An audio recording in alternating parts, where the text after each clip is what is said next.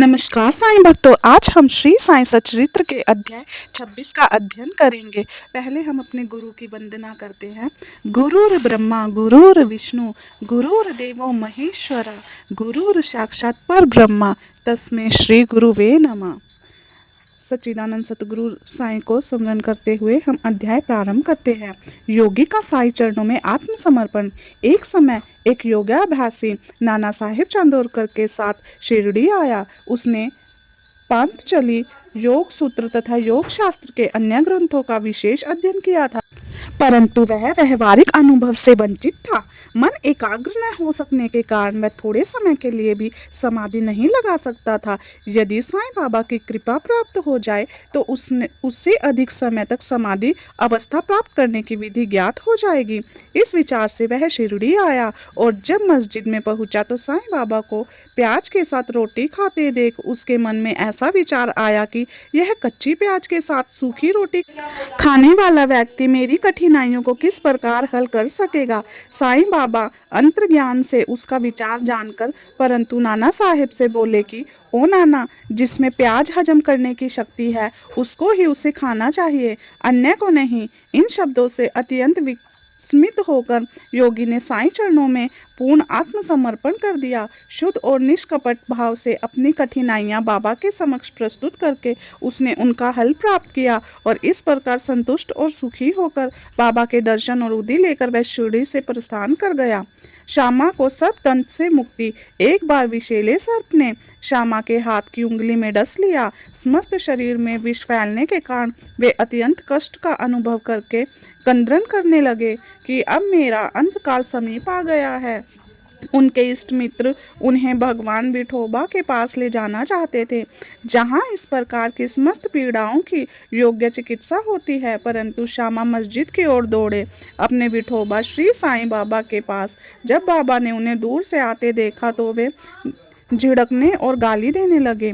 वे क्रोधित होकर बोले, अरे ओ नादान कृतघ्न बमन, ऊपर मत चढ़, सावधान। यदि ऐसा किया तो और फिर गर्जन करते हुए बोले, हट, दूर हट, नीचे उतर। श्री साईं बाबा को इस प्रकार अत्यंत क्रोधित देख श्यामा उलझन में पड़ गया और निराश होकर सोचने लगा कि केवल मस्जिद ही तो मेरा घर है और साईं बाबा मात्र असहायों के आश्रयदाता हैं, और जब वे ही इस प्रकार मुझे यहाँ से भगा रहे हैं तो मैं अब किसकी शरण में जाऊं। उन्होंने अपने जीवन की आशा ही छोड़ दी और वही शांतिपूर्वक बैठ गए। थोड़े समय के पश्चात जब बाबा पूर्वतः शांत हुए तो श्यामा ऊपर आकर उनके समीप बैठ गया। तब बाबा बोले, डरो नहीं, तिल मात्र भी चिंता मत करो, दयालु फकीर तुम्हारी अवश्य रक्षा करेगा।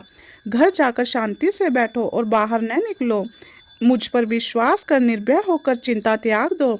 उन्हें घर भिजवाने के पश्चात ही पीछे से बाबा ने तात्या पाटिल और काका साहेब दीक्षित के द्वारा यह कहलवा भेजा कि वह इच्छा अनुसार भोजन कर घर में टहले, लेटे नहीं और न शयन करे। कहने की आवश्यकता नहीं कि आदेशों का पालन किया गया है और थोड़े समय में ही वह पूर्व स्वस्थ हो गए। इस विषय में केवल यही बात स्मरणीय कि बाबा के शब्द दूर हट, नीचे उतर श्यामा को लक्ष्य करके नहीं कहे गए थे, जैसा कि ऊपर से प्रतीत होता है, वरन उस सांप और उसके विष के लिए ही यह आज्ञा थी, अर्थात श्यामा के शरीर में विष न फैलने की आज्ञा थी। अन्य मंत्र शास्त्रों के विशेषज्ञों की तरह बाबा ने किसी मंत्र या मंत्रोक्त चावल या जल आदि का प्रयोग नहीं किया। इस कथा और इस प्रकार की अन्य कथाओं को सुनकर साईं बाबा के चरणों में यह दृढ़ विश्वास हो जाएगा कि यदि माया युक्त संसार को पार करना है तो केवल श्री साईं चरणों का हृदय में ध्यान करो। ओम साईं राम। शिरडी में हैजे का प्रकोप। एक बार पूरा शिरडी गांव हैजे के प्रकोप से दहल उठा और ग्रामवासी भयभीत हो गए। उनका पारस्परिक संपर्क अन्य गांव के लोगों से प्राय समाप्त सा हो गया। तब बाबा के पंचों ने एकत्र होकर 2 आदेश पारित किए। प्रथम, लकड़ी की एक भी गाड़ी गांव में न आने दी जाए। द्वितीय, कोई भी बकरे की बलि न दे। इन आदेशों का उल्लंघन करने वाले को मुखिया और पंचों द्वारा दंड दिया जाएगा। बाबा तो जानते ही थे कि यह केवल अंधविश्वास ही है और इसी कारण उन्होंने पंचों के आदेशों की कोई चिंता नहीं की। जब ये आदेश लागू थे तभी लकड़ी की एक गाड़ी गांव में आई। सबको ज्ञात था कि गांव में लकड़ी का अधिक अभाव है, फिर भी लोग उस गाड़ी वाले को भगाने लगे। यह समाचार कहीं से बाबा के पास पहुंच गया। तब वे स्वयं वहां आए और गाड़ी वाले से गाड़ी मस्जिद में ले चलने को कहा। बाबा के विरुद्ध कोई बोल भी न सका। यथार्थ में उन्हें धुनी के लिए लकड़ियों की अत्यंत आवश्यकता थी और इसलिए उन्होंने यह गाड़ी मोल ले ली। एक महान अग्निहोत्र की तरह उन्होंने जीवन भर धुनी को चैतन्य रखा। बाबा की धुनी दिन रात प्रज्वलित रहती थी और इसलिए वे लकड़ियां एकत्रित करके रखते थे। मस्जिद सबके लिए सदैव खुली रहती थी, उसमें किसी ताले चाबी की आवश्यकता नहीं थी। गांव के गरीब आदमी अपने उपयोग के लिए उसमें से लकड़ियां निकाल ले जाया करते थे, परंतु बाबा ने इस पर कभी कोई आपत्ति न की। बाबा तो संपूर्ण विश्व को ईश्वर से ओतप्रोत देखते थे, इसलिए उनमें किसी के प्रति घृणा या शत्रुता की भावना न थी। पूर्ण विरक्त होते हुए भी उन्होंने एक साधारण ग्रस्त का सा उदाहरण लोगों के सामने रखा। ओम साईं राम। गुरु भक्ति की कठिन परीक्षा। आदेश लागू रहते समय मस्जिद में एक बकरा बलि देने के लिए लाया गया। वह अत्यंत दुर्लभ, बूढ़ा और मरने ही वाला था। उस समय मालेगांव के फकीर मीर मोहम्मद उर्फ बड़े बाबा भी उनके समीप ही खड़े थे। बाबा ने उन्हें बकरा काटकर बलि चढ़ाने को कहा। श्री साईं बाबा बड़े बाबा का आदर करते थे, इस कारण वे सदैव उनके दाहिने ओर ही बैठते थे।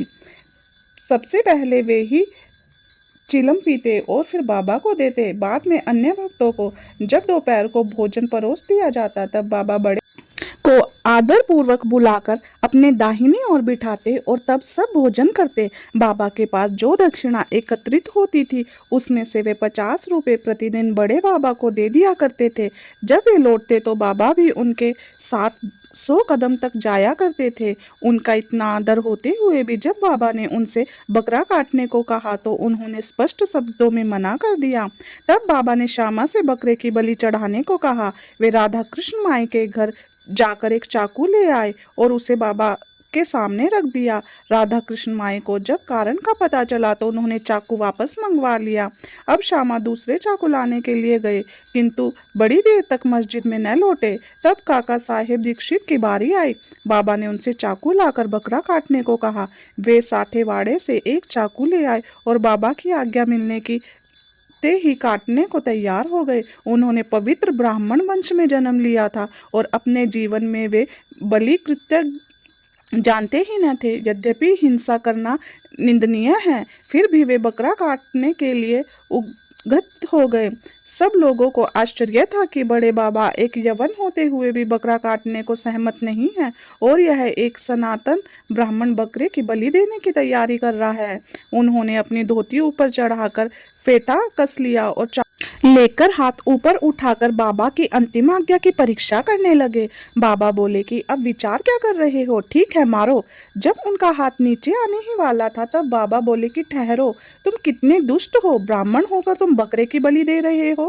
काका साहेब चाकू नीचे रखकर बाबा से बोले कि आपकी आज्ञा ही हमारे लिए सब कुछ है, हमें अन्य आदोषों से क्या, हम तो केवल आपका ही सदैव स्मरण तथा ध्यान करते रहते हैं और दिन रात आपकी आज्ञा का ही पालन किया करते हैं। हमें यह विचार करने की आवश्यकता नहीं कि बकरे को मारना उचित है या अनुचित, और न ही हम इसका कारण ही जानना चाहते हैं। हमारा कर्तव्य और धर्म तो निसंकोच होकर गुरु की आज्ञा का पालन करने में है।